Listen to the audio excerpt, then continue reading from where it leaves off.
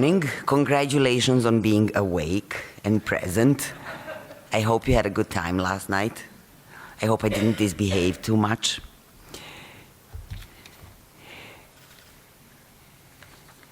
It is my extreme pleasure to welcome Olgica Milenkovic.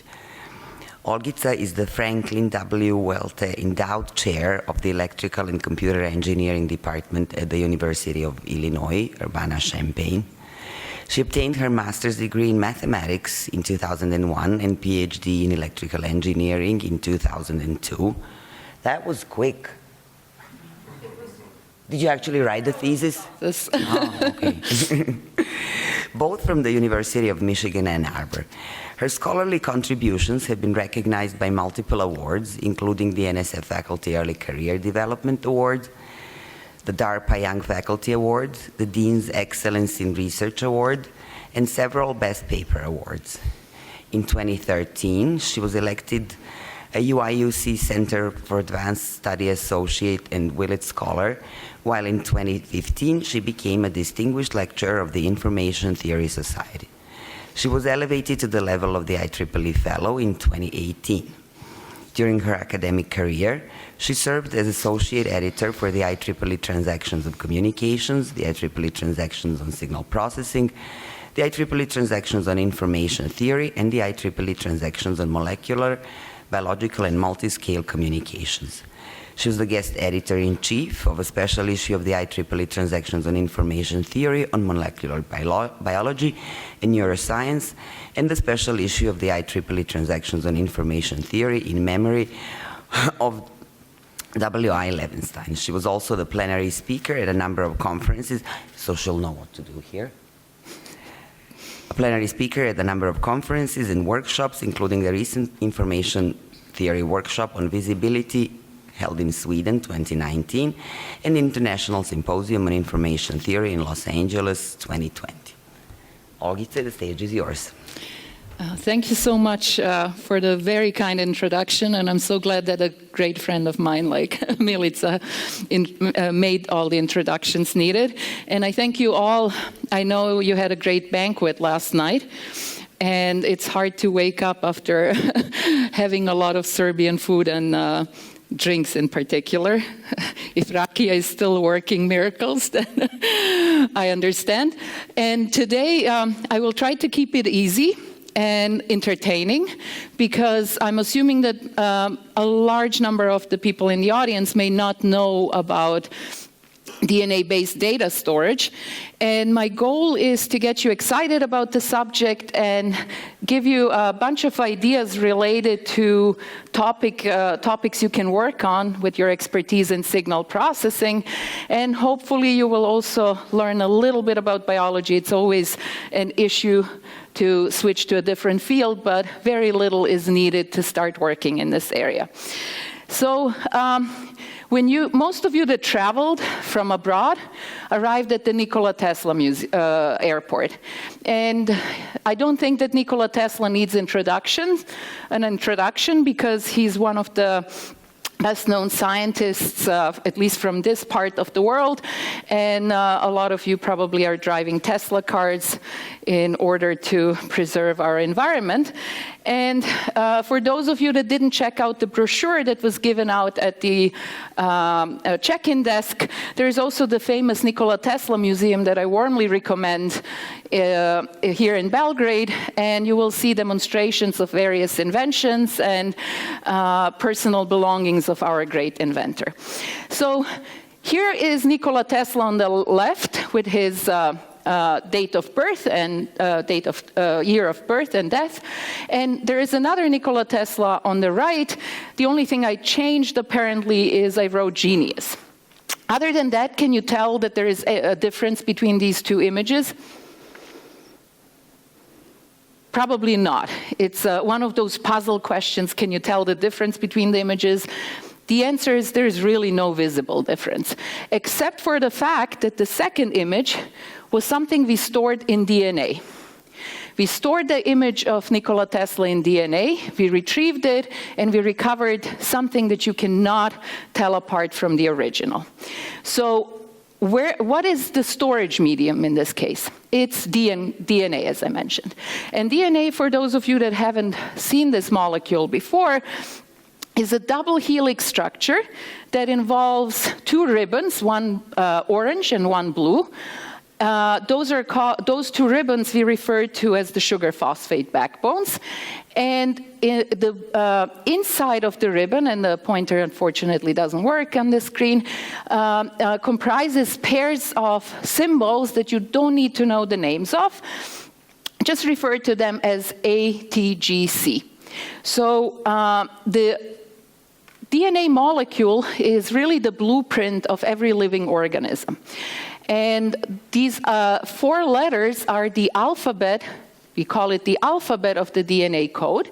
And 2 symbols, A and G, have a structure that involves 2 rings. If you want to check the pictures on the top, A and G have 2 carbon rings, while T and C have 1 carbon ring. And that's an important thing that I will come back to when I discuss how DNA is read. And another important thing you should remember from this slide is the Nobel Prize winning work of Watson and Crick asserts that there is a ingenious pairing of these 4 symbols. A pairs with T and G pairs with C and vice versa. And this pairing allows easy replication, a straightforward replication of the genetic material which happens when a cell is divided. So, but how did we get from natural DNA, the way you know about DNA being present in a cell, to DNA that actually stores the image of Nikola Tesla? And on top of it, how did I write over this image the word genius? Because there is not just the image itself, there is a hidden message in the image that says genius. So, we started this work after the initial breakthrough papers from 2012 and 2013, 2 groups that came up pretty much with the same idea to just order from commercially available vendors DNA that encodes information that is not really biological information. And the 2 groups, Goldman and collaborators from the UK, and Church and collaborators from the US, were the first teams to propose using DNA as a storage media. And their work appeared in 2 of the most prestigious science journals in the world, Science and Nature, roughly at the same time. So this breakthrough in 2013, let's say, really led a large number of people to start thinking about what else can we do and how much can we push this issue of storing information in DNA. And the way we proceeded with it, and I will give you a very brief outline in terms of how we encoded this image of Nikola Tesla and embedded the word genius, is as follows. All you have to do is find a company that will synthesize the DNA for you, which means you will tell them, here are the symbols that I want to have created sequentially in a certain order, and please deliver it by a certain date. And if you think that that's impossible, I usually hear comments that DNA storage is science fiction. It absolutely isn't, because a huge area in biology and medical science deals with artificial genes, and synthetic biology is one such area. And many, many years before we even started thinking about DNA-based data storage, people were ordering DNA for medical research, and custom-made DNA, not DNA that is naturally occurring. So the company that we usually use is Integrated DNA Technologies, and all you have to do is send them a list in a certain format, and they will bring you, or they will deliver to you the DNA which bears the content that you're interested in. How do they do it? The process is actually fairly painful, and equally painful is the amount of money that you have to pay to get that product. So why is it painful? It's painful because you need to stitch a bunch of symbols from the alphabet ATGC sequentially, one by one, to create a longer string that bears the information you are after. And the way it's done is through what we call different cycles. In each cycle, you add one symbol. And the process is inherently sequential. So what you do is you add symbols, ATGC, that have something we call a protective group. And that protective group ensures that once you attach that symbol, nothing else can be attached to it until you let it happen. So you add, for example, A, because you're interested in adding the symbol A at the third position. So in the third cycle, you would want to add a protected A. And that A gets attached to whatever was already present in the chain, but then you have to get rid of the protective group in order to allow the next symbol to be incorporated. And this involves a bunch of steps. As you can see, you have coupling, you have capping, you have oxidation, deblocking. So the cycle is fairly painful to execute. It's done in a slow manner. But once it's done, you need to wash off whatever symbol you used at that point and add another symbol with the protective group that needs to be incorporated in that chain. So obviously, it's time consuming. It takes of the order of seconds. Some people claim much less, but most companies would probably need of the order of seconds to incorporate symbols. And that would sound like something you really don't want to do for a storage system if it weren't for the fact that the whole process is done in parallel. So what you do is, what you do is you use a grid of dots or microspots on which you grow sequences simultaneously in parallel. So think of them as stacks of pancakes that are placed on different plates, so these dots being the plates, and then you have a protocol that keeps repeating ATGC, ATGC through 4 n cycles if you need to synthesize a string of strings of length n. And this process basically makes things slightly cheaper because you're using a highly parallel platform to generate a set of strings. The only problem is, once you generate these pancake strings on different spots or different plates, you have to remove them. You have to detach them from the substrate, move them from the plate. But once you move them from the plate, the order is lost. So you get a soup of strings, or a mixture of strings where the order is completely lost. So that is one of the issues that created a huge area in information theory regarding coding with unordered information blocks. So here is just a scary list that tells you how much do you have to pay, even if you order this list of or a list of DNA strands of length, let's say, anywhere between 10 and 120, for example. And different companies have different price tags, but clearly you see, for example, for 92,918 oligos, and the word oligo stands for a short strand of DNA, one word that is good and useful to remember, you would have to dish out $4,000. So that is a lot of money. And it's a crucial issue that is facing the field, that the process is slow and sequential by nature. Every time you add one symbol within one cycle, you're really adding, because you have 4 symbols, you're adding less than or equal to 2 bits. And nowadays, we're fairly limited in terms of the length of the strings we can create. If we use that mixture or the spot array, we can usually synthesize strings of length roughly 200 symbols. And there is something called G blocks where you can go with much longer lengths. The strings are delivered to you individually, but it costs more money. So, if you don't want to encode just Nikola Tesla, but other images as well, and this is a tribute to a great mathematician, Maria Mizrahi. I don't know how many of you heard of her. She was the first woman to get a Fields Medal in mathematics. She tragically passed away from cancer. And we decided to pay tribute to a number of important people. I couldn't resist and put the best double-handed backhand on the slide as well, at least in my opinion. And if you have a mixture of images that you want to store, and we stored many, many more than these, then how would you know which string belongs to which image, and how would you be able to discriminate between these images?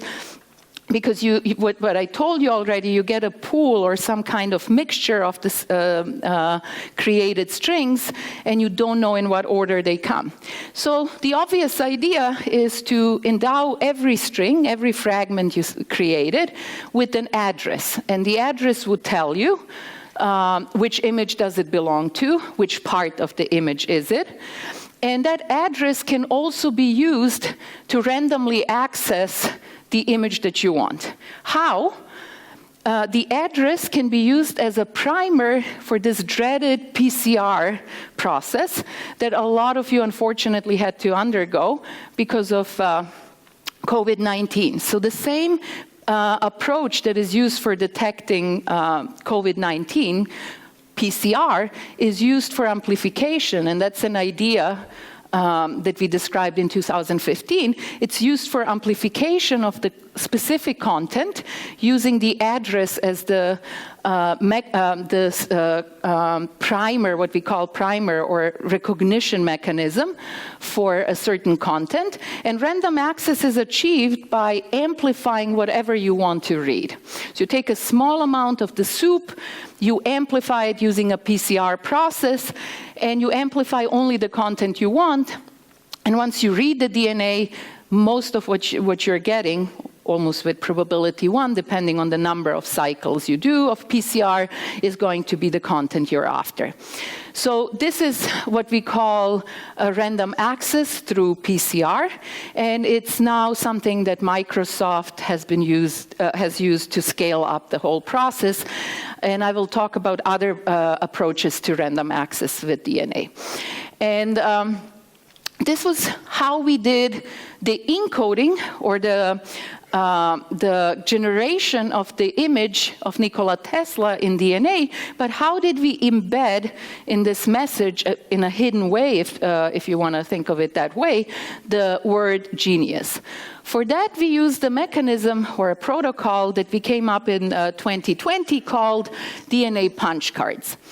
And it is a completely free of synthesis process, so you don't have to do these painful cycles of stitching symbols together. And even more importantly, it's a completely rewritable approach, information rewriting approach. Why? Imagine if you're stitching symbols of the DNA alphabet together, how would you change the content? So it's not a surprise that most applications in this area always thought of archival storage when you don't need to do rewriting. But if you were to try to do rewriting, it's really complicated. You would have to take a symbol and convert it into something else. That's not easily done with DNA. But if you think of a punch card system, you would do something completely different. So what you would do is you would see your DNA strand as a track, one of those lanes in a punch card, and you would create holes at specific locations that allow you to encode, let's say, 0 or 1. 0 if there is no hole, 1 if there is a hole. And if you're wondering how can you create holes in DNA, then you shouldn't be worried, because the Nobel Prize, last year's Nobel Prize went to an invention that allows you to do exactly that. CRISPR-Cas9 technology for genome editing allows you to create holes, take out pieces of the DNA strand, and exchange it with something else. So what we did is we used these kind of punching mechanisms, which are called enzymes. These are types of proteins like CRISPR-Cas9, or other enzymes, and then we created a bunch of holes to embed the message genius in the already image-bearing content of the DNA strings. And how was genius written? So you can write it completely in parallel, because these hole punching molecules, these enzymes, can operate at different locations at different times. And as I mentioned, if you have a hole in the DNA strand, in one of the two strands of the double helix, you will write a 1. If you don't create a hole, which means you don't have to do anything, you can encode a 0. And that is achieved through, let's say, using CRISPR or PFAG or some other molecule. And then you can write, for example, as a hidden message in your strand, the word genius. But as I mentioned, the benefit of it is it's done fully parallel, and the locations where you can create holes can be arbitrary, because those are determined by the type of hole punching mechanisms we use. The penalty is that you usually don't write that as a dense of an information content with these punch hole mechanisms, but at that, for a loss in the rate and the reduction in the alphabet size, because we're going from a 4-letter alphabet to a 2-letter alphabet, you get the ability to do easy parallel writing, and as you will see, rewriting. Because nature invented an erasing mechanism. Your DNA is subject to a lot of damage throughout the day, for example. Radiation would create holes in your DNA, and if those holes were not fixed by nature, all of us would be probably unable to survive for more than a few days. So there are naturally created mechanisms for fixing damages in DNA. One such mechanism is based on another protein called a ligase. It ligates broken parts or holes. And what we did in this experiment, we punched in the word genius, and then we used those ligases to seal the holes, and after checking, we were really left with a completely erased message, something that agencies that are interested in security and other topics are very excited about, because as you know, with classical computer systems, it's very often impossible to erase everything from your computer or everything you stored, because it's a very different writing mechanism. So we erased the word genius, and then we re-encoded something else, and I think I was a little bit selfish, and I encoded my own initials to claim proper ownership of the image. And in another experiment, we also rewrote it again and wrote AC/DC for obvious reasons, because we were talking about Nikola Tesla.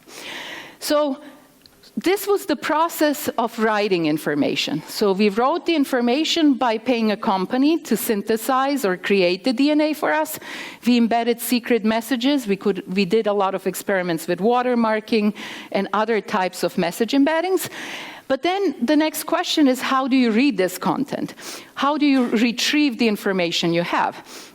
Again, this is something that has been in existence for at least a few decades.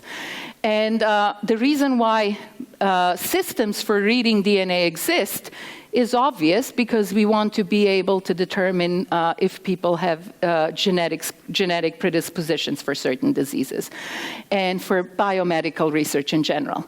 So those of you that ever worked with genomic data know that there is a giant company called Illumina that produces sequencing devices, such as this MySeq from my lab. And these devices allow you to read the content in DNA with very high accuracy. So Illumina does reading through the process of recreating the string. And that's why we call it sequencing, which in the world of biology means reading. You sequence the content.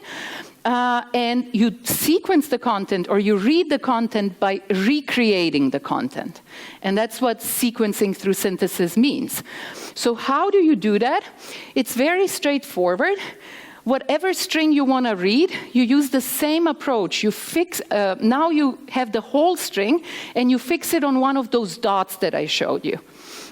And the next idea is to realize that nature created DNA in the form of a double helix, where each symbol is paired with its Watson-Crick complement. So how do I read a string, let's say the one on the top? I'm going to read that string by creating its complementary string for the double helix structure. And at this point, every symbol that is added, ATGC, comes with the fluorescent label.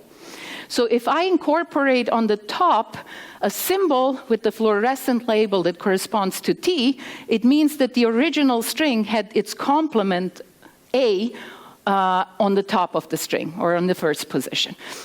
So if I see something illuminate in yellow, which corresponds, let's say, to G, that I would know that the string that I want to read would have to have a C in that location. So you are reading by recreating the string. And that's the original idea by Sanger, who is one of the few people that received 2 Nobel Prizes in his lifetime. And it's a brilliant idea that fully exploits the mechanism that nature came up with.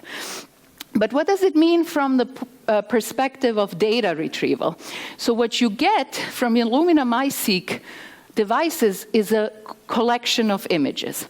For every location, for every symbol, you will get 1 image, and that image will be something like this, which shows various dots in the array that we started from.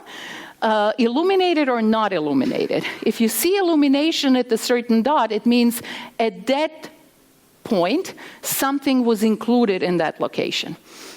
And that means if you have a string of length n, you would create 4n images. And very often we are reading very long strands. We are breaking them up into pieces again because you remember reading is done through recreation of the content, through synthesis. So it's not that easy to recreate long strings one at a time. We have to break the DNA up into pieces.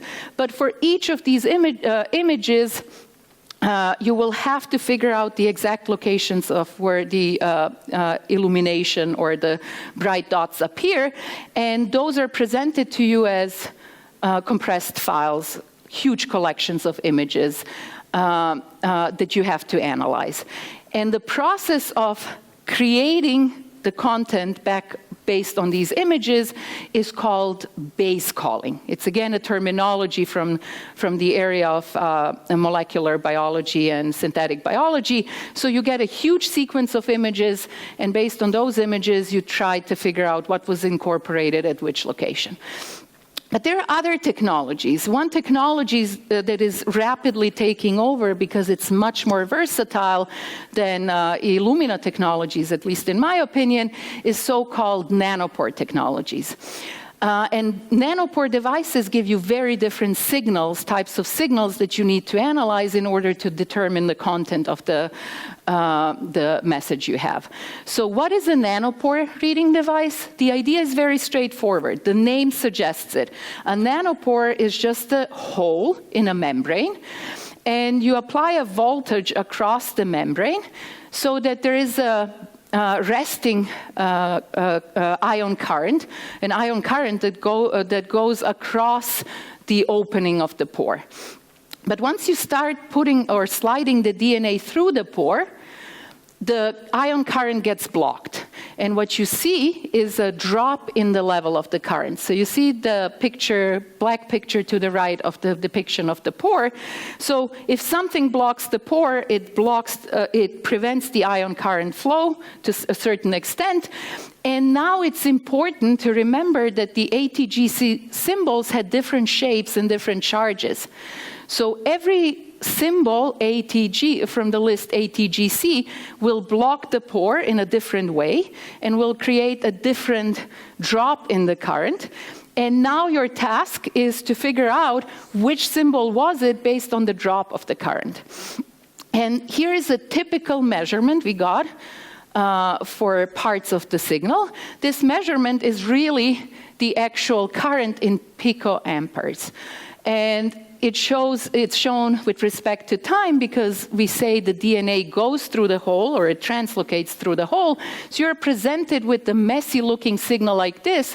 And again, you're tasked with the problem of doing base calling or using this signal to figure out which symbols were going through the pore at what time and in what order.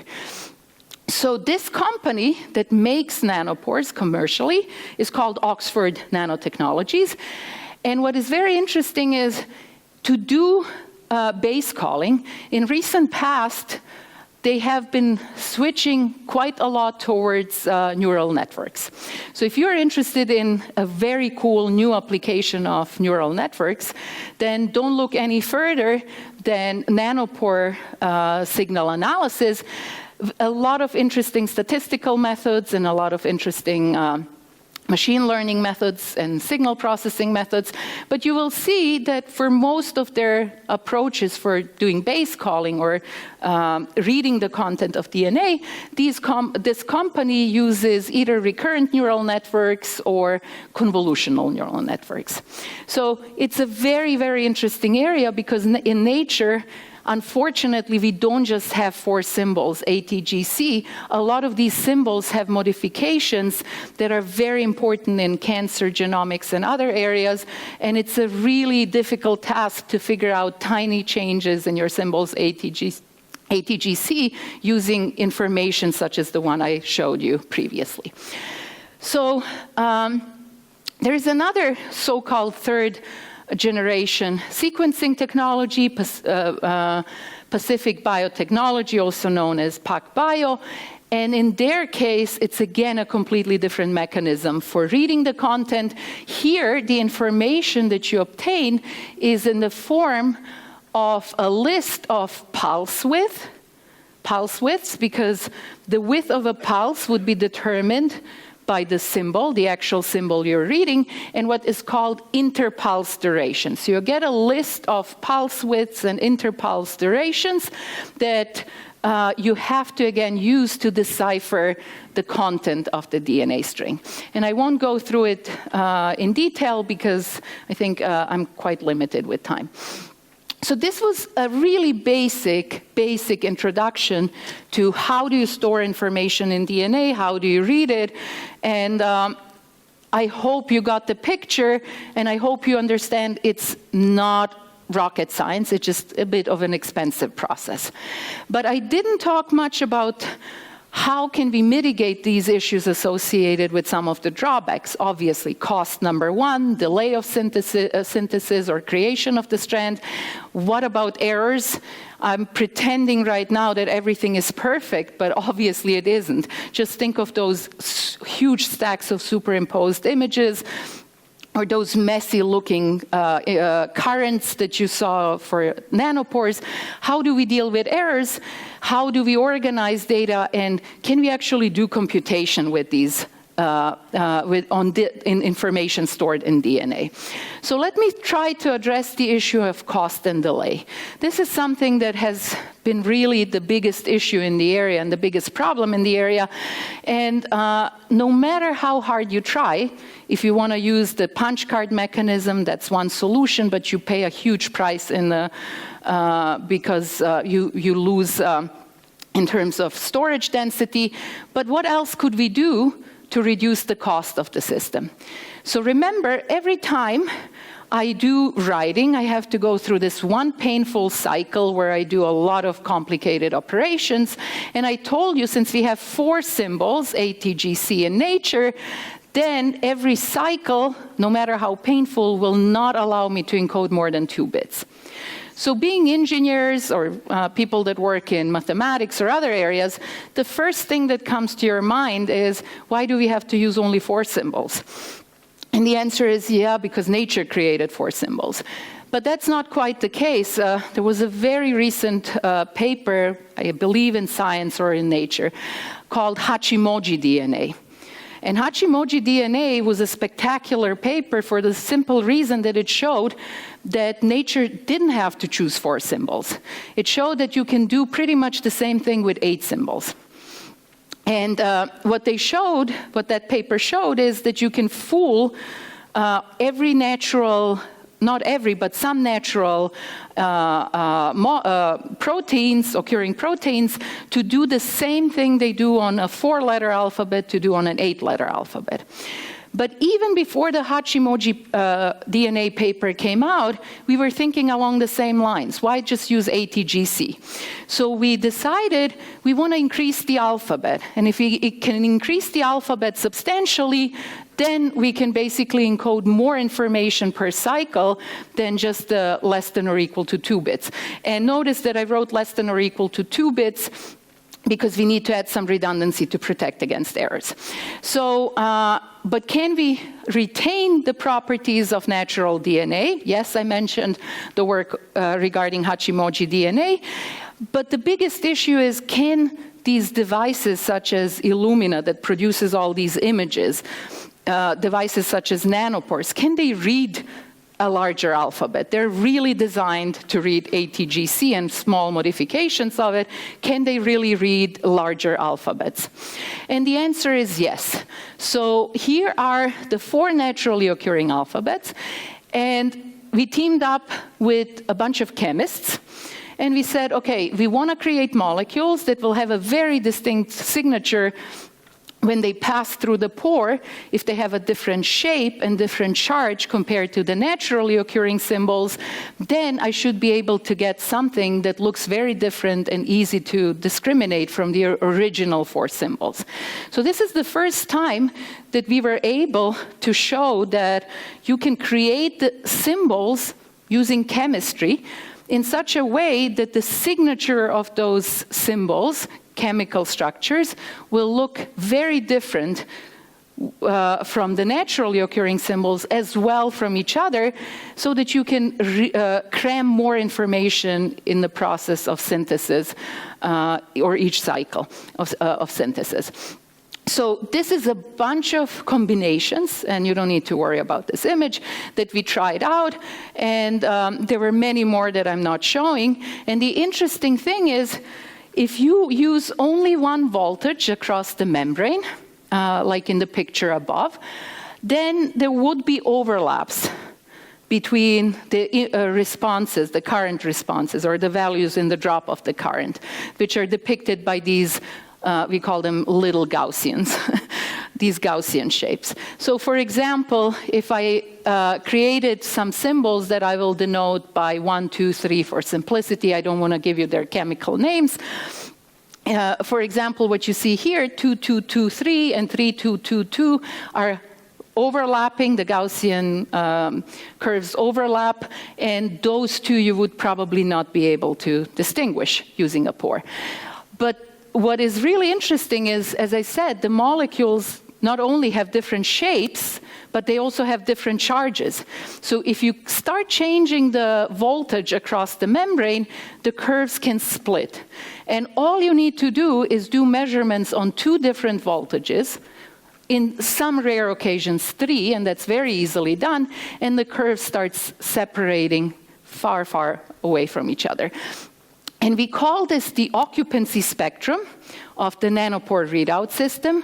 And as you can tell, there is plenty of space left.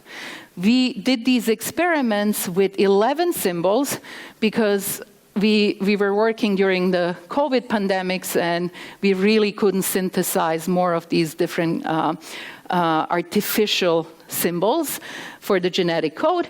But as you can tell, the interesting observation is you can create probably many, many more symbols that would have a different position in this so-called current spectrum. And that means at every cycle of adding a symbol, you will be adding more bits because you have a larger alphabet. That would help a lot. So even if you can get to 16, that would be a huge advantage. And we are showing here that even a simple nanopore can read all these symbols without significant errors. So I'll skip this slide because of time constraints. But what I want to show you is a neural network architecture we used. So I mentioned at a point in time when I discussed nanopore sequencing, the fact that the company, Oxford Nanotechnology, really uses convolutional and recurrent neural networks to do base calling or deciphering the content of the DNA based on these drops in current signals that are depicted on top of the slide there. But we did the same thing. We designed our own custom-made neural network, and we managed to get incredibly good results for all 11 symbols that we used in terms of being able to discriminate them, and not only discriminate the symbols, but being able to discriminate the order in which they appear, which is a particular challenge because the pores cannot be made small enough to accommodate only one symbol. They usually accommodate more than one symbol, 4 or 5, and then what you get is the joint response of 4 symbols. And there was always this question, can you tell if it was ATAA or what was it TAA, because they're at the same time within the hole or within the nanopore. So can you determine the order? And the answer is yes. And that's very important for the readout mechanism. So what we are also working on now, and we got really encouraging results, is those of you that are into machine learning, it's all about transformers, using transformer mechanisms for base calling or determining the content of nanopore, of DNA based on nanopore readouts. And I'll skip this part as well, which shows that you can basically create bonds similar to the Watson-Crick bonds for classical DNA. But what about errors? Obviously, based on the signals you saw, it seems pretty obvious that there should be a lot of room for making errors and messing up your readouts. So for errors, I'm now going to switch to another person that I forced my group to work on in terms of images, Marlon Brando.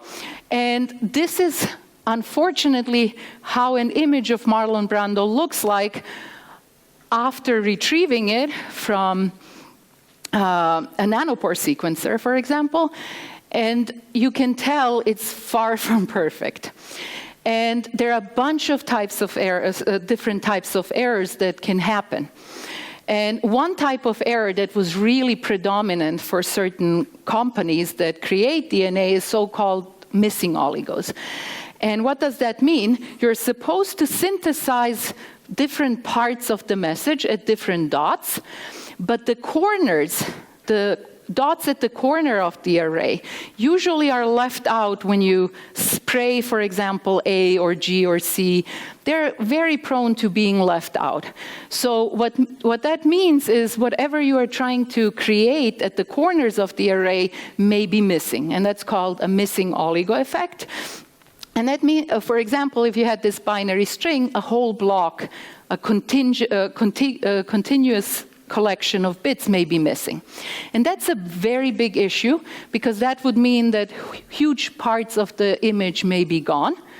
And you could fill them in with something, or you can just try to do the reorder the DNA, but you know how expensive it is. The last thing you want to do is pay yet again for synthesizing the missing pieces. And to know that something is missing, you also have to read it, which costs money as well. So then there are the errors that are introduced during the process of reading. Those errors are actually fairly straightforward. As someone who works in error correction, those errors are classical substitution errors or termination errors as well, which I won't discuss in much detail, but those we know how to handle, so it's not a big deal. And the biggest issue comes really when you deal with the nanopores, because when you deal with nanopores, then you have insertions and deletions. And you can imagine why, because if you are pushing the string through a hole, sometimes the string will fly through the hole really quickly, and parts of the message will not be recorded, which means you have a block of deletions. Sometimes the DNA will be stuck in the pore, in the hole, and then you will read the same content over and over, which means you have insertions. And those errors are much more detrimental, and that's why I wrote a forbidden sign here above the image of Marlon Brando, because nanopores are really versatile, and they're very good in terms of being universal and good discriminators of all sorts of molecules. But the problem is that very often, because of a lack of control of the speed of translocation through the pore, we get a lot of insertion and deletion errors. So the good news is that we don't get just one readout, because the same string is present in many, many replicas. And you may get, for example, a bunch of rows, which we call reads, that correspond to the same string, and then you do something that's done in computational biology a lot. It's called sequence alignment, to read the content, to align the sequences, and then do something like majority calling for each symbol. But even that can occasionally fail, so there is a cohort of papers in the area of error correction coding for DNA-based data storage that are trying to address these problems. But error control coding, by its very nature, means you have to add redundancy. You need to add additional bits to protect yourself from errors. You add those bits, you pay more money, because the string becomes longer and its information content remains the same. So the one question we asked is, for example, the focus of this presentation was storing images. Can we do something else for images, if you're focusing on images, rather than error correction, because images are already large and we need to pay a lot of money to create them. So can we do something else inspired, for example, by machine learning? And the idea is we want to use a few techniques that have emerged in the computer vision area and machine learning area, known as image in painting, which I will discuss in a second, and image enhancement, to see if we can deal with errors in the images created through the process of reading and synthesis without actually paying the extra cost and price of error control redundancy. So for that purpose, what we did is we used a very straightforward trick. If you have an image, let's say of Marlon Brando in The Godfather, you break it down into its three components, red, green, and blue, and you, for example, compress, because we really want to do compression to save money, so that we don't have to synthesize an image that is in uncompressed form. You encode the red, green, blue components using a tailor-made system, compression mechanism, that has a few caveats that I don't have time to explain, but just think of it as separating the image into three components, red, green, and blue, and applying a custom designed compression mechanism, which is not as good as JPEG, but it has other advantages that you can read about in the paper that appeared in NatureCom this year. So why was it important to do the decomposition of RGB and do separate compression on each of the components? We definitely want to store the different color components in different DNA strands, which are placed randomly on the grid that is used for synthesis. Why? Because we want to make the errors that appear in the red, green, and blue component as uncorrelated as possible. And then, being a coding theorist, the first thing that I can think of is I have a red, green, and blue channel. It's like having the same image repeated 3 times, okay? 3 times is good because I can do majority logic and try to figure out if there is an error by looking at the location and seeing if at least 2 symbols agree and then one symbol disagrees. But the issue here is I have color channels, and this is, for example, what we got from the Marlon Brando image. We got the R channel, and in the R channel there was a missing oligo at the top.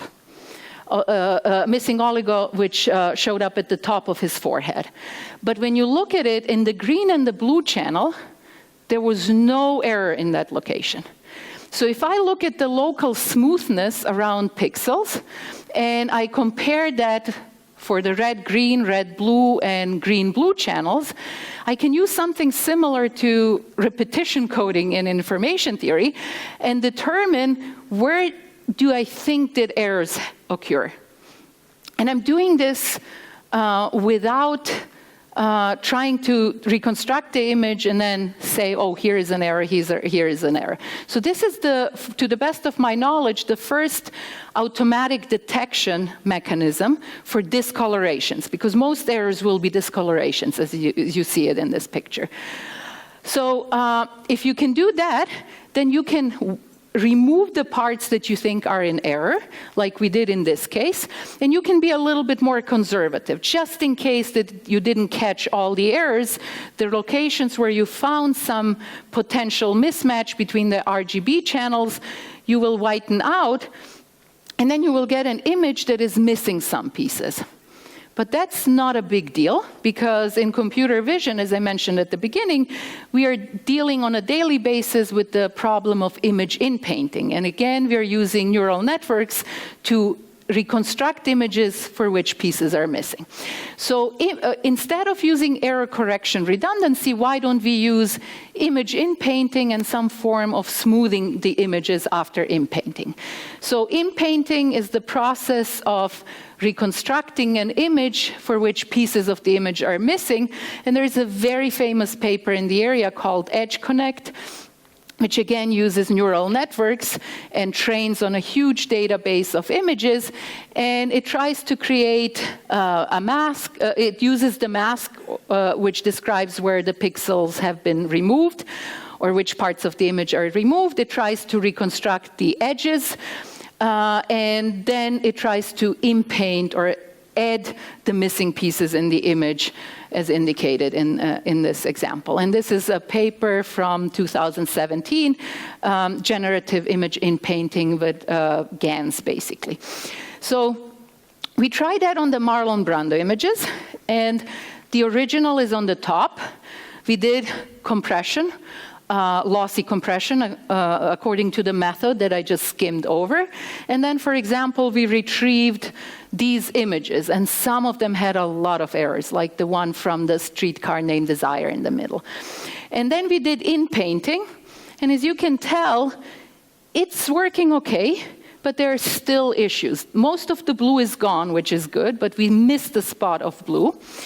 The images look obviously better than the retrieved one, but they're far from perfect. So what we did is we did some smoothing, and I will not discuss that due to lack of time, and we got an image like the one on the top in the middle, and you can tell that there is a smudge on Marlon Brando's lip, lower lip. It's just whatever we tried, when you have fine details, inpainting and smoothing really don't produce good results.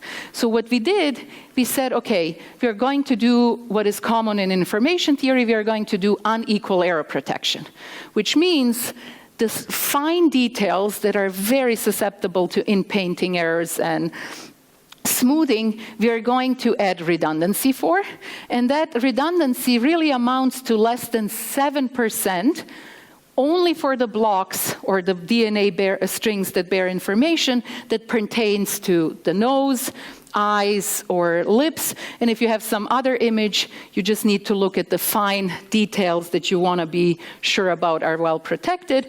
And what you get is something that barely has any errors. You can see that with this little tiny amount, 7%, only for those strings that bear information for the certain facial features such as nose, eyes, and lips, we could get images that are very, very good quality without any error correction redundancy. And I just want to point out, usually the approach is to add 30% error correction redundancy to deal with missing strings and with errors that arise during reading of the content. Well, here we are doing only 7% on, let's say, a fraction of 10 to 20% of the image, depending on the type of image we're encoding. So here are some other results, and you can see with this approach, these were the original images at the top, and these are the images that we actually got after this process. And obviously there are more quantitative metrics that you can look at, such as signal-to-peak ratio and other things in the paper, but visual inspection is better than anything else. There are slight changes in colors here and there, but you wouldn't know about them if you didn't know how the original image looked like. But what was really interesting is that Marlon Brando, in my opinion, at least on some of these photos, not the black and white, but the one that we used as a running example, probably looks even better than the original, because we did a lot of tricks there. We also used image enhancement. That's another interesting area in computer vision. There was a paper that won, I think, the best paper award at CVPR that is entitled Bringing Old Pictures Back to Life. I would really recommend checking it out. Image enhancement didn't work so well on our examples, up to the point where we corrected the errors with the unequal error protection redundancy in the fine details. After that, some of the images started really to come back to life, as the paper claims. So, since I have only a few minutes left, I just want to provide 3 more slides to tell you that we have moved much, much further than just from the processes of reading, writing, and random access. We made an architecture or a system that can be used to retrieve and access and move the content of DNA around. And that is done through a very interesting idea pioneered by one of my former colleagues at Urbana, Shulin Lee, who moved to Austin recently. And it's based on a very simple observation. DNA is negatively charged. It's a negatively charged molecule. And being negatively charged is something that has been used in the past for probably decades and decades to do simple measurements on DNA. So for example, if you want to know how long a DNA strand is, or sort DNA strands based on their length, what you do is you put them in a gel, and then you apply some voltage so that the DNA starts moving towards the positive electrode, because it's negatively charged. But the longer the DNA, the slower it moves. So that is a process, this kind of measurement is the basis of a process called gel electrophoresis. And it tells you basically that you can sort DNA by its length. And it's usually the first thing you do to see if you did something correctly. When you created the DNA to see if you got the right length, you wanted, let's say, DNA of length 1,000. Did you really get a length 1,000? You put the DNA into the gel, you apply a voltage, and then you measure how far the DNA moved towards the positive electrode, and based on that, you can tell what length was it. You have something called a ladder that tells you how to interpret the movement, the length of the displacement with respect to the length of the DNA itself. But as I mentioned, my colleague at U of I at that time was working with something called self-rolled microtubes.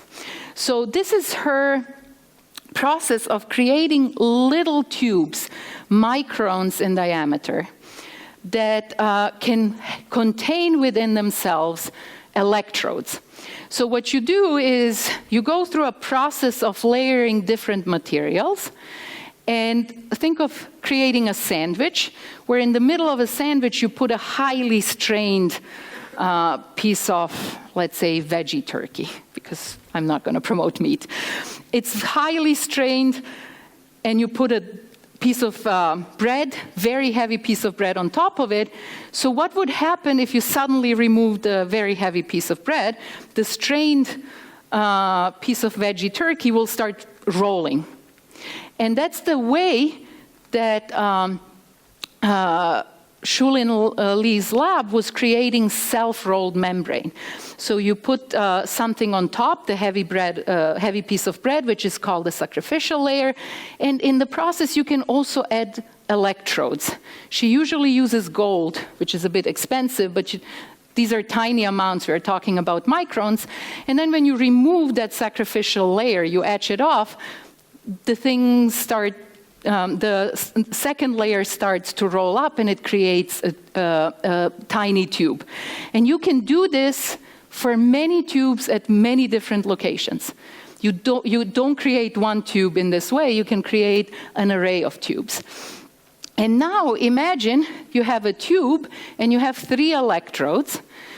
If you make the charge positive at the entrance on this left-hand side of the tube, then the DNA will sort of be sucked into the tube because it's negatively charged.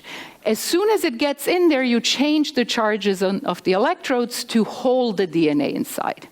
And when you want to release it and move it somewhere else, you're just going to make the charge negative, which will repel the DNA out of the tube. So we did a lot of experiments, and this is a recent paper from Nature Micro and Nanosystems, which show that you can actually control the movement, and it's a much better organizational paradigm for DNA, where you can also do random access through simple changes in the charges of the electrodes within the microtubes. Every microtube has its own controller, which is very easy to build. So this is a very interesting approach to organizing your data content in DNA, and it also allows you to move DNA from one location to another, which is something that classical computer systems can do as well. And these plots here, again, I'm over time, sorry. These plots show you how to choose the voltage to do the right movement, for the right amount of DNA. It really depends on how much DNA you have in the tubes, stored in the tubes. And finally, what about computations? You would think it seems like things are moving in the right way in terms of building a system for storing, reading, retrieving, random access, moving of information, but what about computations? So this is the last slide, technical slide. One of my collaborators and a really excellent researcher in molecular computing, David Soloveichik, came up with what I think is a brilliant idea of using the punch hole system that DNA punch card system that I described, that we came up with to encode messages or hide messages that can be rewritten.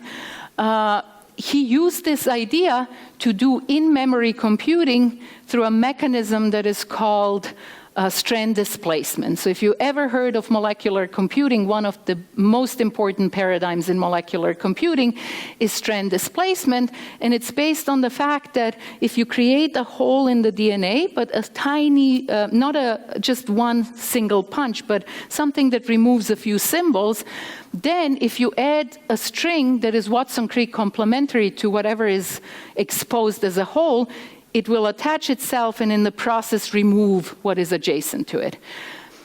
With this strand displacement computing paradigm, his group managed to show that you can do massively parallel in-memory computing in DNA.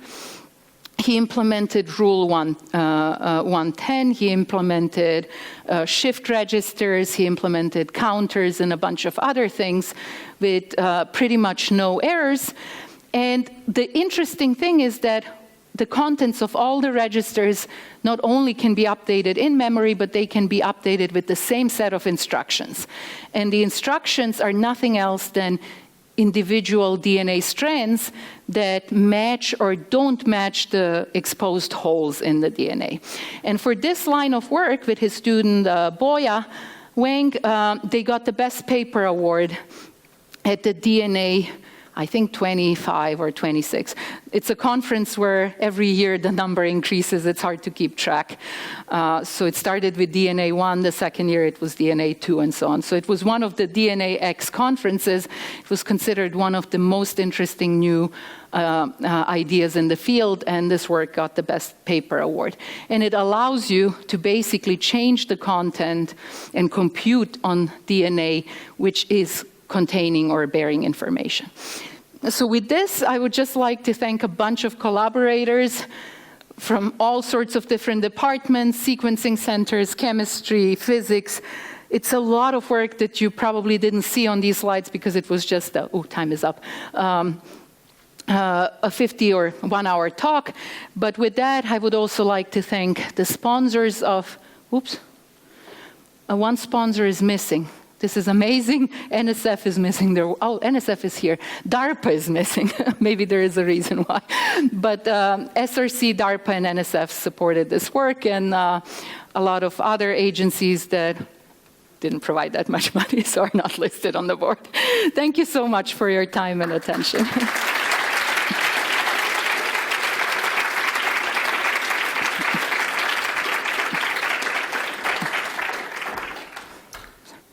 That was wonderful. Thanks, Some questions, please. I guess there must be 1,000 questions. Go ahead. I don't know. I need this to Sure, thank you, Milica. moment.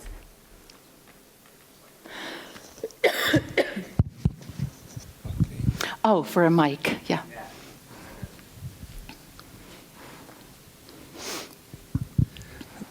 Thanks for this wonderful talk. I have a very naive question, I suppose, but I have to admit, before your talk, it was not completely natural for me to encode the content of an image using DNA sequences.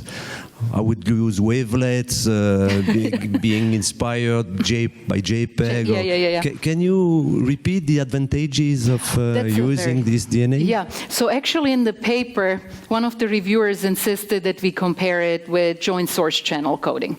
So JPEG plus error correction redundancy. The problem is that with JPEG, you may have catastrophic error propagation. If you get errors at a certain location, things will fall apart. So what we did is we did, again, unequal error protection, and we tried to match the sizes of the files created by JPEG plus some powerful error correcting code, and our scheme, which does have a suboptimal compression algorithm. So our compression algorithm is not as powerful as JPEG. But it allows you to do some things that you cannot do with JPEG plus error correction, large error correction introduced by LDPC codes. But yes, it's a very, very valid and very important question. Joint source channel coding, what is the best trade-off? The problem is you never know what kind of DNA you get. We had a company we worked with before IDT. We paid so much money and we got junk. And it took us thousands of dollars to read the content to figure out that it's junk. And then we had to argue with them. We never got the real DNA back. So the problem is you never know what kind of error rate will you get. So if you don't know that, you either have to read the content, which costs money as well, and then ask for things to be redone. And some companies wouldn't even give you the resynthesized blocks for free. So it will be a time-consuming and expensive process as well. You can plan for the worst case, but then what if you got a good product? So the point is, can you use the natural redundancy in the image and have a best compromise in terms of redundancy, natural redundancy and controlled redundancy added for protection of certain features, and then not do classical error correction, but something like computer vision algorithms of the form of in-painting and so. Yeah. Thank you very much. Sure. Thank you. Again, thanks for this fantastic talk. Thank you. I'm really just interested in the use case, and you've used images, which is great for a talk. But I guess that there's a whole host of other things that you can encode. Yes. And correct me if I'm wrong, but I think you have, your fundamental storage mechanism, and then you have the use case, and then you design error correction and protection that will get you from the errors in the fundamental storage as best as possible to the use case. Now, if it's images, you have to have good perceptual quality from the image, but presumably you can adapt your error correction so that you can make it work in other, if it's financial data or something like this. That's another great question. Our first paper actually was concerned with encoding text, and it allowed us to do rewriting using something called overlap extension PCR. We could change blocks through a certain process, and it was specifically tailored for text. And some feedback we got is you want to store massive amounts of data in DNA because the density is so huge. And most people really are obsessed with taking photos. And if you go to Facebook, it's all about photos and showing off with images. So someone suggested focus on images, and that's what a lot of other researchers do, and try to make it work for images. So yes, you could do this. You couldn't do in painting for text, obviously. But images are really what people are after, images and videos. I don't know if you know that there was the movie, one of the first movies made about the moon, Voyage to the Moon. It was encoded in DNA, and it was one of the highly advertised accomplishments in the field. It's really the most important domain for DNA-based data storage, images and videos. And I think Hollywood is very interested in archiving a large number of classical movies in DNA as well. But you're absolutely right. It would be great to have a mechanism that works universally on different types of data, but you cannot use these techniques for text, obviously, but there are methods specialized for texts that are described in our first paper in 2015. Thank you so much. Sure, you're welcome. Thank you. I join the others in thanking you for this excellent talk. Thank you. I had a question with respect to the data you showed on nanopores. And you used a deep neural network in order to read the sequence out. One of the things that we need when using neural networks is a vast amount of label data. And when you have nanopores and you have this DNA soup, you're never sure which DNA molecule is going through the nanopore. Exactly. So how did you create really this label data set for training? That's another great question. Thank you so much. When I say nanopore, it's actually a grid of nanopores. ONT keeps that information proprietary, how many nanopores, but you have a device called Grid Ion that has 5 min ions that have, people believe, about 100 pores or more. So you have many, many pores, and you don't have one DNA string that encodes, let's say, ATTA. There are many, many replicas, because when you create them on a dot, you create thousands of replicas of the same molecule. So those molecules go through different pores or the same pore at different times, so you get many, we call them traces, and I skimmed over that rather quickly. You get many different versions of the same signal. And that's why you can use the information to create the consensus string.